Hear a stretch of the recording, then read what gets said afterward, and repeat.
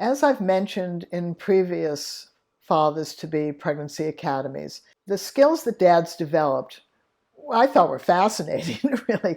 And two of them were developing a second set of arms and a second set of eyes. Now, this came from dads that already had children. So they knew that these two skills had to develop and had developed. Every time they added another child to the family, those skills got better. You could juggle more things. You could see in the back of your head better. And the fact is, you need more ears because you're actually listening to what children do, often more than you're seeing. So hearing becomes a visual tool. If this is your first baby, then the reality is that you don't know what it's like to juggle babies and things and be planning all at the same time, because your head doesn't go into numb mode when you're trying to juggle all sorts of things physically.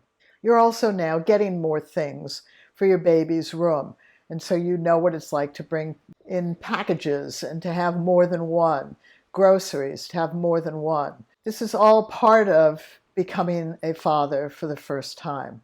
But one of the things that we want to talk about with you is the second set of arms and the second set of eyes as it comes to the positions that your pregnant partner is in and how those positions can hinder or help your baby come out of her body.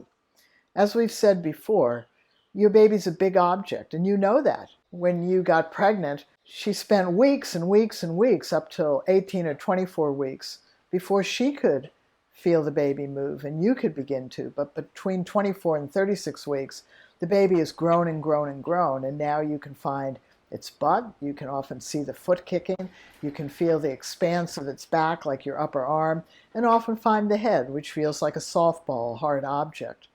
So when you have second set of arms and second set of eyes, the fact is part of what you're doing is saying, how does this big object come out of this container, which is the baby's mother's body? And that's where learning positions is really important. You need to think in terms of internal tension, which you can't see. How do you relax that? Internal space, which you can feel. When you sit down, are you opened? Are you closed? When you stand up and your bum muscles tighten and your hamstrings tighten, can you soften and relax down there? Are you bending over in a way that could put the baby into a bend so that your baby couldn't come down and align as well to the inlet and the outlet of the pelvis? When you think about your second set of arms and second set of eyes, how can you help create space in your partner's body? How can you see whether the space is closed or open? Some of it you can't see, but you get to ask questions around it. Are you open in that position? If you were laboring and your baby had to come out, is that the best position that you could be in?